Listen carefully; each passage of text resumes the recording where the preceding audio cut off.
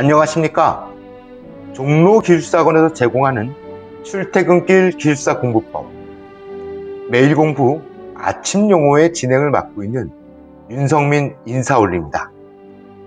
매일공부 아침용어만 꾸준히 청취하셔도 합격하실 수 있습니다. 이유는 간단합니다. 첫째, 1교시 용어 모르는 문제를 줄일 수 있습니다. 둘째, 핵심 용어만 정리하므로 많은 시간을 투자하지 않아도 됩니다. 셋째, 쉽게 건축시공 공법을 배울 수 있습니다. 자, 그러면 출퇴근길을 활용한 기술사공법 매일 공부 아침 용어 지금 시작합니다. 네, 오늘은 물량내역 수장 입찰 제도 하고요. 그 다음에 순수 내역 입찰 제도에 대해서 알아보도록 하겠습니다. 이 순수 내역 입찰 제도가 나오기 전에 물량내역 수정 입찰 제도를 통해서 계속 입찰을 하기 위해서 그렇게 이제 진행이 됐던 상황이거든요. 순수 내역 입찰이 바로 나오게 되면 혼란이 있을 수 있기 때문에 이 물량내역 수정 입찰 제도라는 제도를 통해서 먼저 시범 사업을 해보고 그 다음에 이제 순수 내역 입찰 제도로 가기 위해서 가는 과정이라고 보시면 될 것 같습니다. 그 과정 가운데 나온 것이 바로 물량내역 수정 입찰 제도다, 그렇게 보시면 될 것 같아요. 자, 오늘 키워드를 한번 먼저 알아보도록 하겠는데요. 자, 물량내역 수정 입찰 제도 같은 경우에는 어떻게 해요? 발주기관이 물량내역서를 갖다가 주죠. 그래서 설계도 시방서를 입찰자가 직접 검토해서 산출 내역서를 만드는, 즉 내역서를 만드는 입찰 방식입니다. 300억 이상 공사에 의무 적용토록 되어 있는데 옛날에는 이제 공내역을 줬죠. 예. 근데 이제 공내역을 안 주고 이 물량내역서, 즉 물량 수량 산출서를 보고 입찰자가 어떻게 직접 검토해서 산출 내역서를 만드는 거예요. 즉 다시 말해서 이 물량 내역이라는 것이 뭐냐면 수량 산출서겠죠. 이 수량 산출서를 직접 검토하는 겁니다. 누가? 입찰자가요. 자, 그래서 발주기관이 교부한 물량 내역서를 참고해서 설계도 시방서를 입찰자가 직접 검토해서 산출 내역서를 작성하는 입찰 방식입니다. 주로 어디에요? 300억 이상 공사에 의무 적용되어야 되겠죠. 자, 그러면 물량내역 수정 입찰 방식으로 공고된 공사 같은 경우에는 이제 법원 청사 같은 경우, 그 다음에 이제 김포 한강 상록 아파트 건설 공사 이런 것들이 어떤 거고, 토목강서 같은 경우에는 이제 북항대교, 화성 동탄 택지 개발 터널 공사 등 이런 것들이었죠. 자, 특징 같은 경우에는 제일 중요한 게 누락 오류에 대한 계약 내용 변경 시에 계약 금액을 변경 금지예요. 네. 그러니까 준 물량 산출서를 니네 정확하게 파악하라 이거죠. 예. 혹시라도 누락되거나 오류된 게 있으면 얘기하라, 그 얘기예요. 즉 다시 말해서 입찰 전에 얘기하라는 거예요. 입찰 전에. 예. 그쵸? 왜냐하면 산출 내역서를 우리가 작성하니까, 입찰자가 작성하니까, 그쵸? 그러니까 과거에 회계예규에 나와 있던, 회계예규나 공사 일반 조건에 나와 있던 그 설계 변경의 조건, 상위, 오류, 누락, 그 다음에 지질 용수와 상이한 경우, 이런 경우에 대해서 인정하지 않겠다, 그렇게 보시면 되겠습니다. 그 다음에 입찰자는 물량 검토에 대한 적선 비용이 발생이 되겠죠. 그 다음에 물량 내역 검토 기간이 추가되어서 입찰 기간이 증가됩니다. 자, 물량 수정에 따른 낙찰률의 저하가 우려되고요. 그 다음에 물량 내역 검토에 대한 기술 능력이 요구되죠.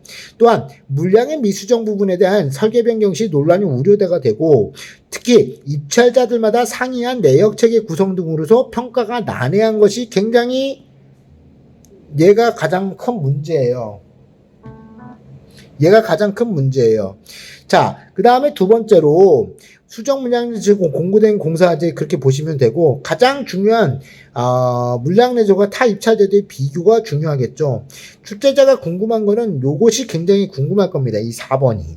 그래서 발주자와 입찰자 보시면 설계도 시방서 물량내역서 제시하고요. 제시된 공정에 대한 물량내역서 수정하고, 그 다음에 순수내역 입찰가 된 설계도 시방서만 제시하겠죠. 그 다음에 물량내역서를 입찰자가 작성해야 되고, 내역 입찰 제도 같은 경우에는 설계도 시방서 물량내역서를 어떻게 발주자가 제시하죠. 그런데 입찰자는 물량내역서에 물량 단가만 기입해서, 즉 내역 단가, 즉 다시 말해서 이제 공사할 수 있는 단가, 그것만 기입해서 제출하면 된다라는 것이 바로 물량 내역 수정 입찰 제도, 내역 입찰 제도입니다.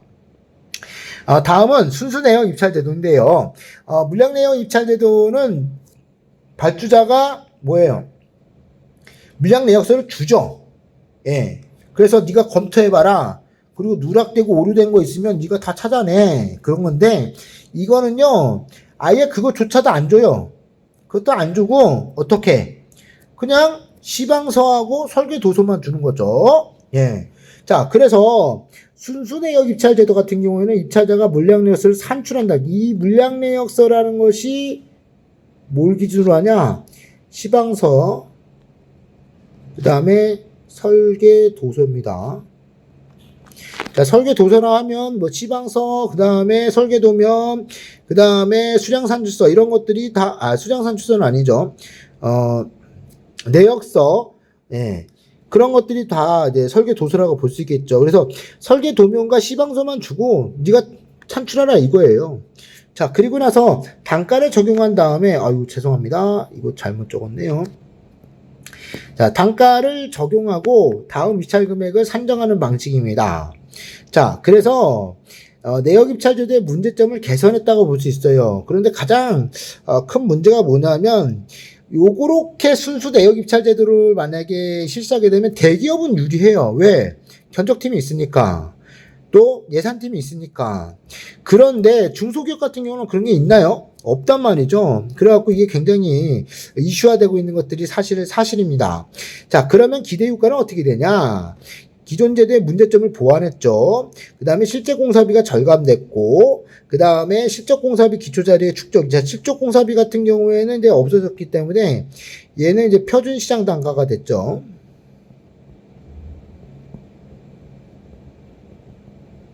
예, 표준 시장 단가가 됐죠. 그 다음에 이제 낙찰자의 기술 능력을 최대한 반영했다고 볼 수 있겠죠. 그래서 기존 제도 문제점을 보완한 부분은 뭐냐? 최저가 낙찰제에 대한 과도한 저가 입찰을 근절시켰고, 그 다음에 적격심사제에 대한 실시로 인한 입찰자 난립 현상을 개선했고요. 적격심사 시 운차주로 인한 부작용을 제거했다. 이렇게 볼 수 있겠습니다. 자, 실제 공사비 절감되는 부분은 선정업체의 책임 시공이 기대되고, 설계 변경 요소가 사전에 배제된다. 얘가 제일 중요해. 얘가. 예. 설계 변경 요소가 사전에 배제된다라는 거죠. 그 다음에 양질의 실적 공사비 자료를 완폭할 수 있고, 형식적 입찰률을 간소화되고, 그 다음에 설계도서 검토 능력이 향상되고, 물량 산출 능력, 신기술 신공법 환산된다라는 거. 그래서 도입 및 적용 방안까지 봐주시면 좋을 것 같아요. 그래서 설계도서의 책임 한계, 그 다음에 명확한 입찰자. 근데 저기서 제일 중요한 거는 이제 기대 효과도 중요하긴 하지만, 여기 나와 있는 이 4번도 매우 중요하다라고 볼 수 있겠죠. 문제점이 진짜 이제 개선 대책이니까요. 예. 그래서 설계도상의 책임 한계 명확화, 입찰자의 리스크 고려, 그 다음에 예정 가격 예가에 대한 역할되고, 그 다음에 단계적 확대 적용이 필요하다. 그 점을 잊고 가시면, 알고 가시면 매우 중요하지 않을까 그렇게 생각됩니다. 자, 오늘은 물량 내역 수정 입찰 제도와 그 다음에 순수 내역 입찰 제도에 대해서 알아보았습니다. 감사합니다.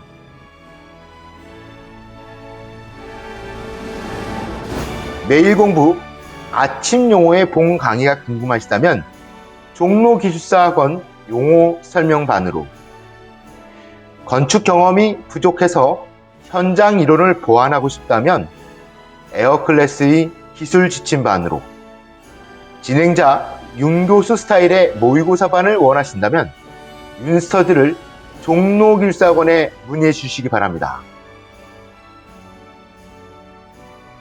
재미있게 보셨습니까? 좋아요, 구독 꼭 부탁드립니다. 감사합니다.